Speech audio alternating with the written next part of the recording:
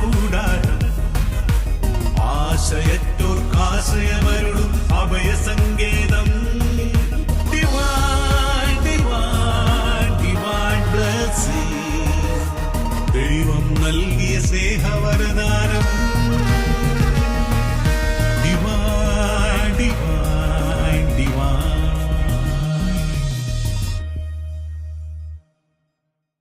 Price the Lord. Divine ബ്ലെസ്സിങ്ങിൻ്റെ പുതിയ എപ്പിസോഡിലേക്ക് എല്ലാവരെയും സ്നേഹപൂർവ്വം സ്വാഗതം ചെയ്യുന്നു. വിശുദ്ധ യോഹന്നാൻ്റെ സുവിശേഷം 14-ാം അധ്യായം 23-ാമത്തെ വചനം. എന്നെ സ്നേഹിക്കുന്നവൻ എൻ്റെ വചനം പാലിക്കും. സ്നേഹമുള്ളവരെ, ഈ വചനകൂടാരത്തിലേക്ക് കടന്നു വന്നുകൊണ്ട് വചനം ശ്രവിച്ച് ആ വചനം പാലിക്കുവാനായി തീരുമാനമെടുത്ത് കടന്നു പോകുന്നവർ, ആ വചനത്തെ സ്നേഹിക്കുന്നവർ ധാരാളമാണ്. കഴിഞ്ഞ ഒരാഴ്ച കാലം ഈ വചനകൂടാരത്തിലേക്ക് കടന്നു വരികയും വചനം കേൾക്കുകയും വചനത്തിലൂടെ ജീവിതത്തെ നവീകരിക്കുകയും വചനമനുസരിച്ച് ജീവിക്കുവാൻ ഈശോ പറഞ്ഞതുപോലെ എന്നെ സ്നേഹിക്കുന്നവൻ എൻ്റെ വചനം പാലിക്കുമെന്ന് പറഞ്ഞ ഈശോയുടെ വാക്കുകൾ അനുസരിച്ചുകൊണ്ട് തങ്ങളുടെ ജീവിതത്തിൽ വചനങ്ങൾ പാലിക്കുവാനായിട്ട് തീരുമാനമെടുത്ത കുറേ മക്കളാണ് ഓരോ ആഴ്ചയും ഈ വചനകൂടാരത്തിലൂടെ കടന്നു പോകുന്നത്. വീണ്ടും വചനം പറയുകയാണ്. യോഹന്നാന്റെ സുവിശേഷം 15-ാം അധ്യായം 3-ാമത്തെ വചനം. ഞാൻ നിങ്ങളോട് പറഞ്ഞ വചനം നിമിത്തം നിങ്ങൾ ശുദ്ധിയുള്ളവരായിരിക്കുന്നു. പ്രിയപ്പെട്ടവരെ, നമ്മുടെയും ജീവിതത്തിൽ ശുദ്ധി വരുത്തേണ്ട ഒരുപാട് മേഖലകളുണ്ട്. പാപത്തിൻ്റെ മേഖലകൾ, ബന്ധനത്തിൻ്റെ മേഖലകൾ, അന്ധകാര ശക്തികളുടെ മേഖലകൾ. ആ മേഖലകളിലേക്കെല്ലാം ഈശോയുടെ ആത്മാവിനെ ക്ഷണിച്ചുകൊണ്ട് നമ്മുടെയും ജീവിതത്തിൽ മാറ്റങ്ങൾ കൊണ്ടുവരുന്ന നല്ല പ്രേരണകളായിട്ട് മാറട്ടെ. അതിനായി ഈശോ നമ്മളെ സഹായിക്കട്ടെ. Divine, divine, divine blessing. Divine, divine, divine.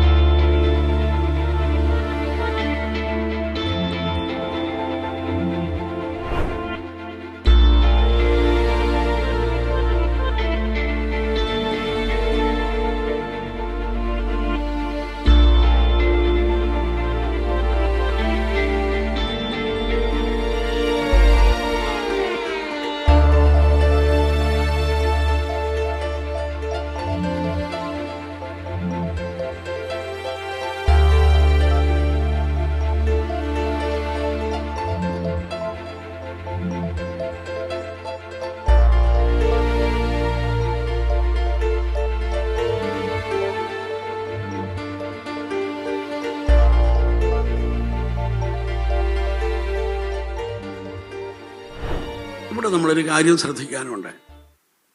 ചില ആളുകൾ ഈ മൊബൈൽ ഫോണും ഒക്കെ ഉപയോഗിച്ച് നഗ്ന ചിത്രങ്ങൾ കാണുന്ന ആളുകളുണ്ട്.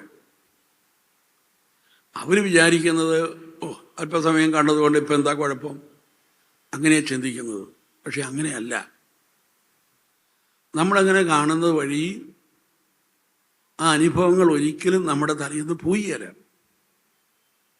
അങ്ങനെ ഈ നഗ്നചിത്രങ്ങൾ പതിവായിട്ട് കാണുന്ന ആളുകളിൽ സംഭവിക്കുന്ന ഒരു കാര്യം, പിന്നെ ഈ വ്യക്തികൾ ആരെ കണ്ടാലും ആ വ്യക്തിയല്ല കാണുക, അവരുടെ ചില അവയവങ്ങളായിരിക്കും കാണുക. വ്യക്തിയെ കാണിയാൽ അവയവം മാത്രമേ കാണുകയുള്ളൂ. ഹല്ലേലൂയ. ഏത് വ്യക്തിയെ കണ്ടാലും അവരുടെ അവയവങ്ങളെ കാണുകയുള്ളൂ. അങ്ങനെ അവയവങ്ങൾ കാണുന്ന പ്രകൃതി ആരംഭിച്ചാൽ ആ വ്യക്തിയെ ഉപയോഗിക്കാനുള്ള പ്രേരണയായിരിക്കും ഉണ്ടാകുക. വ്യക്തിയെ കാണുന്നവർക്കാണ് സ്നേഹിക്കുവാനുള്ള പ്രവണത. അവയവം കാണുന്നവർക്കൊക്കെ ഉള്ള പ്രവണത എന്താണ്? ഉപയോഗിക്കുക.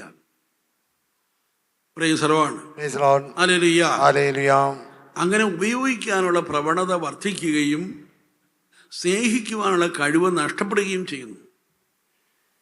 അങ്ങനെയാണ് ചില ആളുകൾ വളരെ ഗുരുതരമായ തെറ്റിലേക്കൊക്കെ ചെന്ന് വീഴുന്നത്. ഏത് വ്യക്തിയെ ഉപയോഗിക്കുക, സ്നേഹിക്കുകയല്ല. സ്നേഹിക്കാണ്ട് പവർ നശിക്കുന്നു.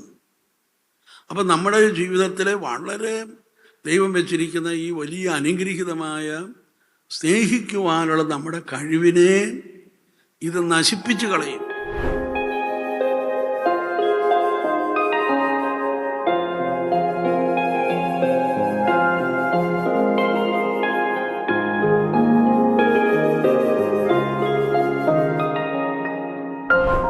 ശുദ്ധമായ മറിയമ്മേ, തമ്പുരാന്റെ അമ്മേ. അതാര് പറഞ്ഞതാണ്? എലിസബത്ത് പറഞ്ഞതാ. എൻ്റെ കർത്താവിൻ്റെ അമ്മ എൻ്റെ വീട്ടിൽ വരാൻ എനിക്ക് എന്ത് യോഗ്യത? മറിയത്തിൻ്റെ വയറ്റിൽ കിടക്കുന്ന കൊച്ച് കർത്താവാണെന്ന് ആദ്യം ഏറ്റു പറഞ്ഞത് എലിസബത്താണ്. എങ്ങനെയാണ് എലിസബത്തിനത് പറയാൻ സാധിച്ചത്? എലിസബത്തിൽ പരിശുദ്ധാത്മാവ് നിറഞ്ഞു. എപ്പോൾ? മറിയത്തിൻ്റെ അഭിവാദന സ്വരം കേട്ടപ്പോൾ. അപ്പോ പരിശുദ്ധാത്മാവ് എലിസബത്തിൽ നിറഞ്ഞു, വയറ്റിൽ കിടക്കുന്ന സ്നാപയോഹന്നാനിൽ നിറഞ്ഞു. Price the Lord. അപ്പം മനുഷ്യര് എപ്പോഴാണ് പരിശുദ്ധാത്മാവ് കൊണ്ട് നിറയേണ്ടത്? ഉത്ഭവത്തിൽ തന്നെയാണ്. അതില്ലെങ്കിൽ കുറേ വഴക്കും തെറിയും അടിപിടിയും മദ്യപാനവും എല്ലാം കഴിഞ്ഞിട്ടായിരിക്കും പരിശുദ്ധാത്മാവ് നിറയുന്ന കാര്യം കേൾക്കുന്നത് തന്നെ. Hallelujah, hallelujah, hallelujah, hallelujah, hallelujah, hallelujah.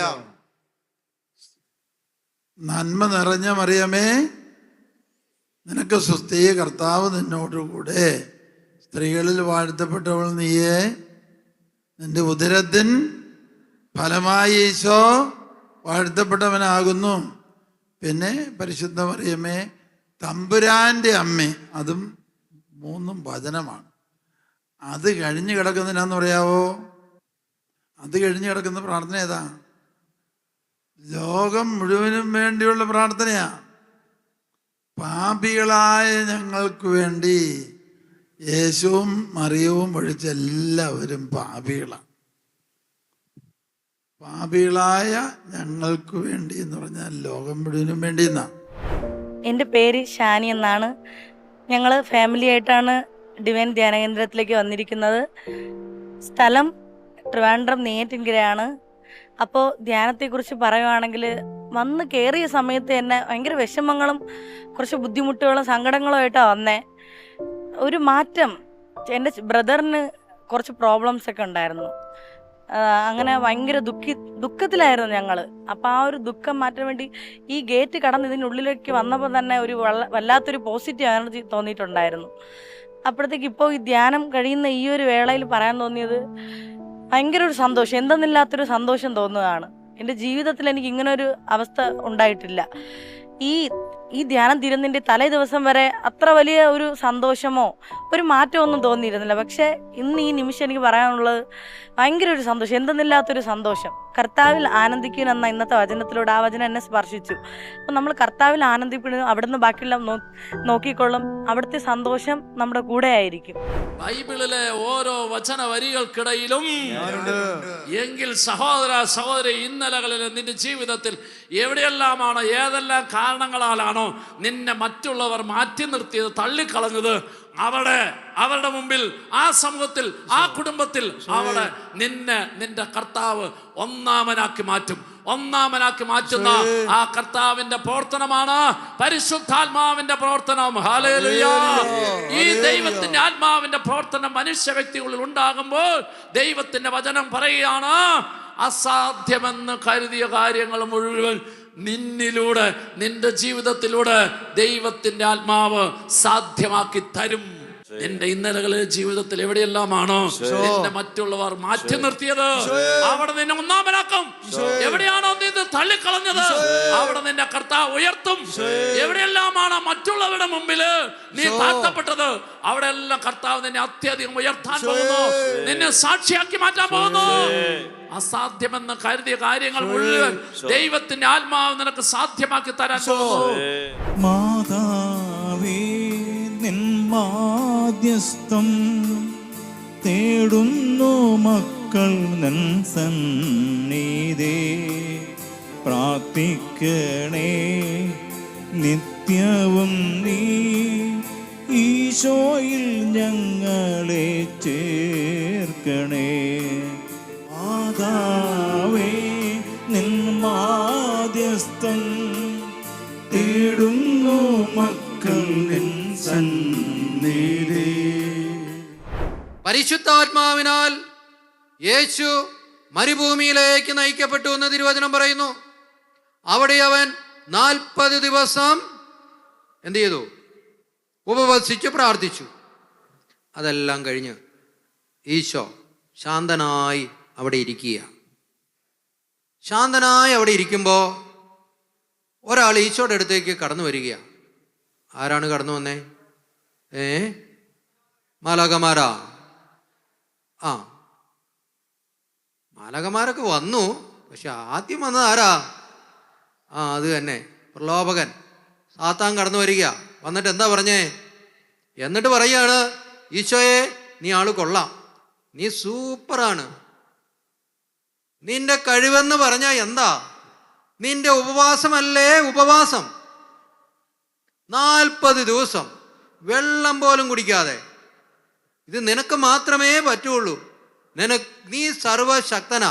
ഇങ്ങനെയൊക്കെ പറഞ്ഞ് കർത്താവിനെ ഇങ്ങനെ പൊക്കി അടിച്ചിട്ട് എന്ത് ചെയ്തെന്നറിയാമോ? അവസാനം പറയുക, ഏതായാലും ഉപവാസമൊക്കെ കഴിഞ്ഞല്ലോ, പ്രാർത്ഥനയൊക്കെ കഴിഞ്ഞല്ലോ, ഇനിയും നീ എന്തിനാണ് ഇങ്ങനെ വിശന്നിരിക്കുന്നത്? ഈ കിടക്കണ കല്ലിനോട് അപ്പമാകാൻ പറഞ്ഞാൽ അത് അപ്പമായി തീരുമല്ലോ. ഹല്ലേലൂയ. ഇതാര് പറഞ്ഞ വാക്കാ? ആരോട് പറഞ്ഞതാ? പ്രിയപ്പെട്ടവരെ, നാം സംശയിച്ചാലും യേശു ആരാണ് എന്ന് സംശയിക്കാത്ത ഒരുവനുണ്ട്. ആരാ? അത് തന്നെ, സാത്താനാ. യേശു ആരാണെന്ന് അവൻ അറിയാം. യേശു പറഞ്ഞാൽ സംഭവിക്കുമെന്ന് അവൻ അറിയാം.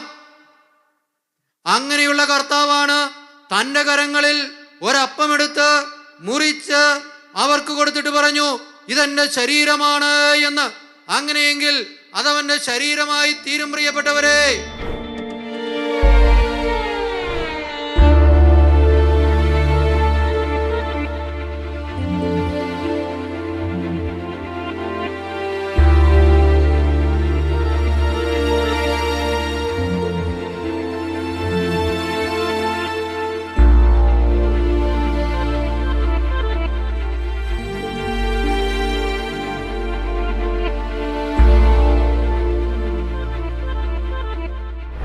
എൻ്റെ പേര് ലിജു, ഞാൻ പാലായിൽ നിന്നാണ് വരുന്നത്. ഇതെൻ്റെ വൈഫ് അൻസു, ഇത് മോൻ ഡാനിയേൽ. ഞങ്ങൾ ഞായറാഴ്ച ധ്യാനത്തിനായിട്ട് ഇവിടെ എത്തിയതാണ്. ധ്യാനത്തിൽ പങ്കെടുത്തു. ഇന്നിപ്പോൾ അവസാനത്തെ ദിവസമായപ്പോൾ ഞങ്ങൾക്ക് ഒരു നല്ല അനുഭവമാണ് ലഭിച്ചത്. പ്രാർത്ഥിക്കാൻ ശരിക്കും പ്രാർത്ഥനയിലോട്ട് വരാൻ സാധിച്ചു. പല സൗഖ്യങ്ങളും കാണാൻ സാധിച്ചു. ആത്മീയമായിട്ടും ശാരീരികമായിട്ടൊക്കെ ഒത്തിരി വിടുതലുകൾ ലഭിച്ചു. ഇവിടെ ഡിവൈൻ ധ്യാനത്തിൽ സംബന്ധിച്ചത് ഒരു നല്ല അനുഭവമാണ് ഞങ്ങൾക്ക് ലഭിച്ചത്. ഞങ്ങളുടെ വേറെ 2 മക്കളും കൂടെ ധ്യാനത്തിൽ പങ്കെടുക്കുന്നുണ്ട്. ഒരാൾ ഇവിടെ തന്നെയുള്ള ധ്യാനത്തിൽ ജസ്റ്റിൻ ധ്യാനത്തിൽ പങ്കെടുത്തുകൊണ്ടിരിക്കുകയാണ്. ഏതായാലും ഇതിനെക്കുറിച്ച് പറയാനുള്ളത്, കഴിയുന്ന എല്ലാവരും വന്ന് പങ്കെടുക്കുക.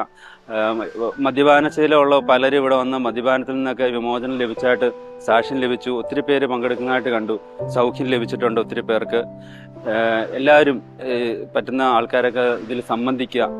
ആത്മീയമായിട്ട് ശാരീരികമായിട്ടൊക്കെ ദൈവത്തിലേക്ക് അടുക്കാനുള്ള ഒരു അനുഭവമായിട്ടാണ് ഇത് ഞങ്ങൾക്ക് മനസ്സിലായത്. Thank you.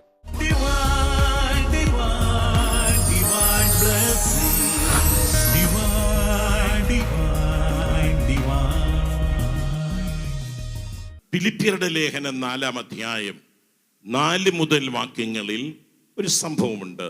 എന്താണ് അവിടെ പറഞ്ഞിരിക്കുന്നത്?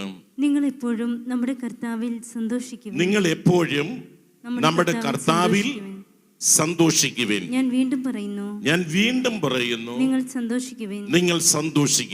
നിങ്ങളുടെ ക്ഷമാശീലം എല്ലാവരും അറിയട്ടെ. കർത്താവ് അടുത്തെത്തിയിരിക്കുന്നു. അടുത്തത്, ഒന്നിനെ കുറിച്ചും ആകുലരാകേണ്ട. എന്താണ് ഈ വാക്കിന്റെ അർത്ഥം? ഒന്നിനെ കുറിച്ചും ആകുലരാകരുത്. ഇത് ഈശോയും നമ്മളോട് പറഞ്ഞു, നിങ്ങൾ ഒന്നിനെ കുറിച്ചും ആകുലപ്പെടരുത്. ആകുലപ്പെടുന്നത് കൊണ്ട് ആയുസ്സിന്റെ ദൈർഘ്യം നീട്ടാൻ നിങ്ങൾക്ക് സാധിക്കുമോ?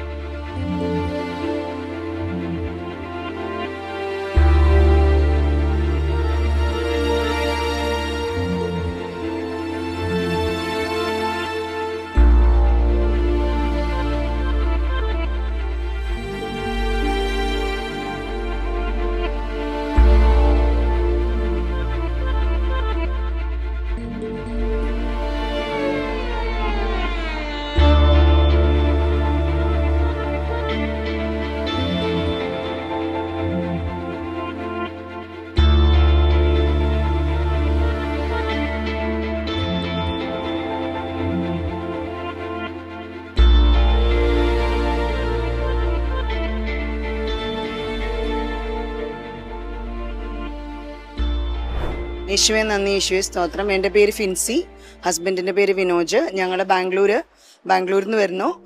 ഞങ്ങൾ ഈ വർഷം ഡിവൈൻ ധ്യാന കേന്ദ്രത്തിൽ ധ്യാനിക്കാൻ പ്രത്യേകമായിട്ട് ഞങ്ങൾ തീരുമാനിച്ചത്, ഒന്ന്, ഇവിടെ ബുക്ക് ചെയ്യാതെ നമുക്ക് എപ്പോൾ വേണമെങ്കിലും വന്ന് ധ്യാനിക്കാം. പിന്നെ എല്ലാ സൗകര്യങ്ങളും ധ്യാനിക്കുന്നവർക്ക് ഒരുക്കിയിട്ടുണ്ട്. രണ്ടാമത്തെ കാര്യം പറഞ്ഞാൽ വചനപ്രഘോഷണം. വചനത്തിൽ തുടങ്ങി വചനത്തിൽ അവസാനിച്ചു. ഒരുപാട് വചനങ്ങൾ നമുക്ക് പഠിക്കാനും ചിന്തിക്കാനും എല്ലാ മേഖലകളിലേക്കുള്ള വചനങ്ങൾ ഇവിടെ വചനപ്രഘോഷണ സമയത്ത് നമുക്ക് തന്നു. നായ്ക്കമ്പറമ്പിലച്ഛൻ്റെയും പനക്കലച്ഛൻ്റെയും പിന്നെ പ്രത്യേകമായിട്ട് ജെയിംസ് കുട്ടി ബ്രദറിൻ്റെയും എല്ലാ പ്രഭാഷണങ്ങളും നമ്മളെ ഒരുപാട് വചനത്തോട് അടുപ്പിക്കുകയും വചനത്തിൽ ആഴപ്പെടുത്തുകയും ചെയ്തു. ഈശോയ്ക്ക് മഹത്വം നൽകിക്കൊണ്ട് ഈശോയുടെ വചനം ലോകം മുഴുവനും വ്യാപിക്കാനുള്ള ഒരു തീക്ഷ്ണതയും ഒരു ആഗ്രഹവും ഞങ്ങളുടെ ഉള്ളിൽ ഈ ധ്യാനം വഴി ലഭിച്ചു. Thank you Jesus, praise you Jesus. ഞാൻ 1991 ജനുവരിയിൽ ഇവിടെ ധ്യാനിക്കാൻ വരിക. ഇവിടെ വന്നു കഴിഞ്ഞപ്പോൾ ആദ്യമൊന്നും എനിക്കൊന്നും മനസ്സിലായൊന്നുമില്ല. 3-ാമത്തെ ആഴ്ച തുടങ്ങിയാണ് ഞാൻ കണ്ടിന്യൂസ് ആയിട്ട് ഒരു മാസം ഇവിടെ ധ്യാനം കൂടിയേ. അപ്പം ആദ്യത്തെ ആഴ്ചയൊക്കെ ഞാൻ ഉറങ്ങിപ്പോയി. ഇവിടെ കിടക്കാൻ പോലും സ്ഥലമില്ലാത്തൊരു സാഹചര്യത്തിലായിരുന്നു ഞാനിവിടെ വരുമ്പോൾ. 10,000-15,000 പേരും ഉണ്ട്. ചെറിയ ഒരു ധ്യാന ഹോള്, 16 ബാത്റൂം, ഒരു ഓലക്കെട്ടിടത്തിലെ ഫുഡ്. അങ്ങനെ സത്യം പറഞ്ഞു കഴിഞ്ഞാൽ ഒരു പരിമിതികൾ മാത്രമുള്ള ഒരു അവസ്ഥയായിരുന്നു ഡിവൈൻ അന്ന്. ഇന്ന് നിങ്ങൾ എന്തൊരു സുഖമായിട്ടാണ് താമസിക്കുന്നത്. അതുകൊണ്ട് എനിക്ക് ഉറങ്ങാൻ പറ്റിയിരുന്നില്ല. ഞാൻ സാധാരണ ഇവിടെ ആദ്യത്തെ ആഴ്ചയൊക്കെ ഉറങ്ങുകയാണ് ചെയ്തത്. അങ്ങനെ 3-ാമത്തെ ആഴ്ചയായപ്പോഴാണ് എനിക്ക് ഇച്ചിരി ഒരു വെളിവൊക്കെ കിട്ടി, വചനമൊക്കെ കേൾക്കാൻ തുടങ്ങിയത്. അപ്പോഴാണ് ഞാൻ കേട്ടത് ക്രിസ്ത്യാനികളുടെ ദൈവത്തെക്കുറിച്ചുള്ളൊരു പ്രഘോഷണം. അതെൻ്റെ ഹൃദയത്തെ വളരെയധികമായി സ്വാധീനിച്ചു. നേരത്തെ ജെയിംസ് കുട്ടി ബ്രദർ പറഞ്ഞതുപോലെ എമ്മാനുവലായ ഒരു ദൈവം, കൂടെ നടക്കുന്ന ദൈവം.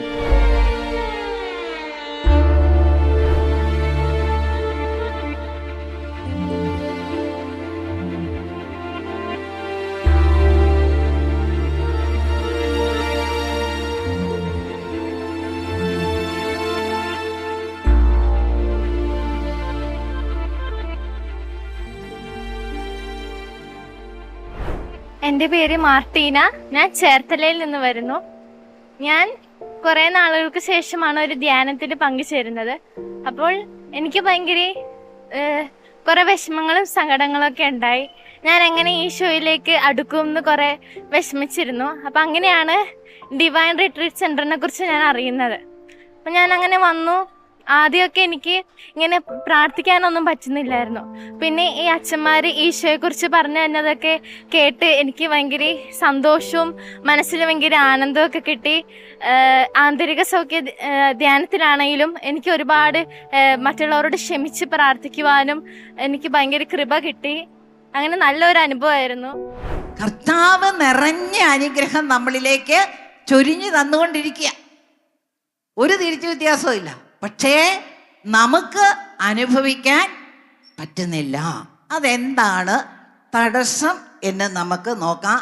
ആ തടസ്സത്തെ നീക്കിക്കളയുന്നതിന് ഒരു പേരുണ്ട്. അതാണ് മാനസാന്തരം. എന്നുറക്കെ പറയാവോ? അതാണ് മാനസാന്തരം.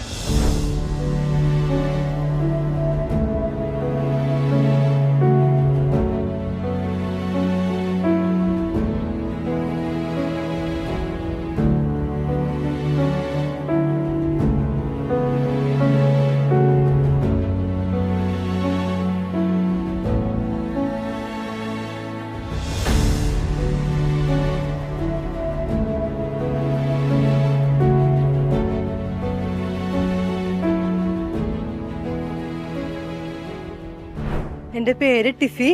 ഞാൻ വരുന്നത് അങ്കമാലി അടുത്ത് മഞ്ഞപ്ര തവളപ്പാറ സെൻറ് ജോസഫ് പള്ളി ഇടവകാംഗമാണ്. എനിക്കിവിടെ ഞാൻ ഒരു 2017-18 ആദ്യമായിട്ട് ഇവിടെ ധ്യാനം കൂടിയത്. അതിനുശേഷം ഇത്രയും വർഷങ്ങൾക്ക് ശേഷം എനിക്ക് ഇപ്പോഴാണ് ധ്യാനം കൂടാനായിട്ട് സാധിച്ചത്. കുറേ ആഗ്രഹിച്ചിട്ടുണ്ട് ഇവിടെ കൂടണമെന്ന്, പക്ഷെ എനിക്ക് സാധിച്ചിട്ടില്ല. എനിക്ക് ഭയങ്കര വലിയൊരു ആനന്ദമാണ്, അതായത് ആത്മീയമായിട്ടൊരു ആനന്ദമാണ് എനിക്ക് ഈ ധ്യാനത്തിൽ നിന്ന് ലഭിച്ചത്. അതുപോലെ തന്നെ ദമ്പതികളുടെ ഒരു ലാസ്റ്റ് ഇന്നത്തെ ദിവസം ദമ്പതികളുടെ കുർബാനയും അതുപോലെ കുറേ ക്ലാസ്സുകളൊക്കെ ഞങ്ങൾക്ക് ലഭിച്ചു. ഒത്തിരിയേറെ നമ്മുടെ തെറ്റിദ്ധാരണകളൊക്കെ മാറി ദാമ്പത്യ ബന്ധം കൂടുതൽ അടിയുറച്ചതാക്കാനായിട്ട് ധ്യാനം എനിക്ക് സഹായം ചെയ്തു. അതുപോലെ ശാരീരികമായി കുറേ അസ്വസ്ഥതകൾ അതൊക്കെ എന്നെ വിട്ടുമാറി. കർത്താവിൻ്റെ സന്തോഷം എന്നിൽ നിറഞ്ഞു. എന്താ എനിക്ക് പ്രോബ്ലം? ഒരു പ്രോബ്ലം ഇല്ല. ഞാനിങ്ങനെ വെറ്റടി ഈ നാവിൻ്റെ ഒരു ഗുണം കർത്താവ് അന്നേ തന്നിട്ടുള്ളതുകൊണ്ട് പിന്നെയാണ് അത് കർത്താവ് തന്നതെന്ന് മനസ്സിലായി. ഞാനിങ്ങനെ പ്രസംഗിച്ച് ഇങ്ങനെ പോവാണ്. മധുരമനോഹരമായ ജീവിതമാണ്. എത്ര രാജ്യങ്ങൾ. ഞാൻ ഈ കാബൂളിൽ പോയിട്ട് ഒരു പ്രസംഗം നടത്തി. പ്രസംഗത്തിന് 10 മിനിറ്റ് മുപ്പാടാണ് വിഷയം തരിക. അപ്പോൾ ലോകത്തിലെ വലിയ സോഷ്യൽ തിങ്കേഴ്സിൻ്റെ ഫോറാണ്. അപ്പം എനിക്ക് തന്ന വിഷയം 7 മിനിറ്റ് കൊണ്ട് പറയണം. എനിക്ക് തന്ന വിഷയം കേട്ടാൽ നിങ്ങൾ അന്തം വിട്ടുപോകും. ടൈറ്റാനിക് കപ്പൽ ദുരന്തം.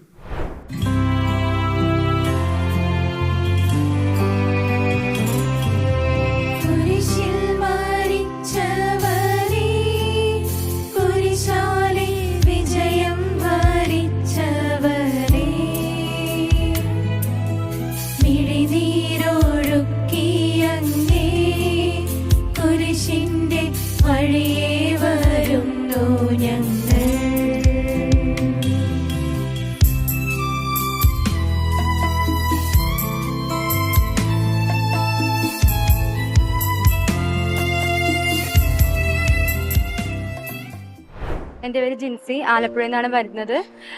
ധ്യാനത്തിന് വന്നപ്പോഴേക്കും എന്താ എങ്ങനെയാണ് എന്നുള്ള കാര്യമൊന്നും എനിക്ക് അറിയത്തിണ്ടായിരുന്നില്ല. കുറേ നാളെ ധ്യാനമൊക്കെ കൂടിയിട്ട് അപ്പോൾ ഇവിടെ വന്നപ്പോൾ അച്ഛൻ പറഞ്ഞ് നമ്മൾ പഴയ മനുഷ്യനെ മാറ്റി പുതിയ മനുഷ്യനാവാൻ വേണ്ടിയിട്ടാണ് നമ്മൾ ധ്യാനത്തിന് ഇവിടെ വന്നിരിക്കുന്നത്.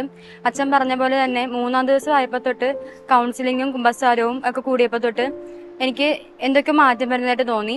പിന്നെ ഇന്നലത്തെ ആന്തരിക സൗഖ്യധ്യാനത്തിലാണെങ്കിലും എനിക്ക് നല്ലപോലെ എന്തോ മനസ്താപം ഉണ്ടാവുകയും പുതിയൊരു മനുഷ്യനായി എന്നുള്ള തിരിച്ചറിവ് എനിക്കുണ്ടായി.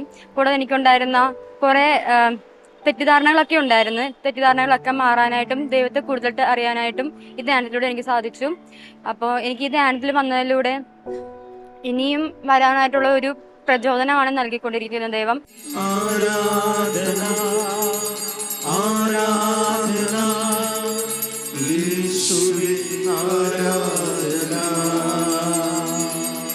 കരങ്ങൾക്ക് ശിരസ് കുനിച്ച് പരിശുദ്ധ പരമദിവ്യ കാരുണ്യത്തിന് നേരവും ആരാധനയും സ്തുതിയും പുകഴ്ചയും ഉണ്ടായിരിക്കട്ടെ. പരിശുദ്ധ പരമദിവ്യ കാരുണ്യത്തിന് നേരവും ആരാധനയും സ്തുതിയും പുകഴ്ചയും ഉണ്ടായിരിക്കട്ടെ. പരിശുദ്ധ പരമദിവ്യ കാരുണ്യത്തിന് നേരവും ആരാധനയും സ്തുതിയും പുകഴ്ചയും ഉണ്ടായിരിക്കട്ടെ. പാപബോധവും പശ്ചാത്താപം കർത്താവേ എനിക്കേകണേ. കണ്ണീരോടും വിലാപത്തോടും പാപം ഞാനേറ്റു ചൊല്ലി. കരങ്ങളെത്തി സ്തുതിച്ചേ, വായി തുറന്ന് സ്തുതിച്ചേ.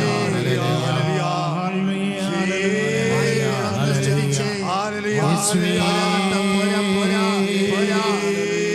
സ്തുതിക്കട്ടെ. Praise the Lord.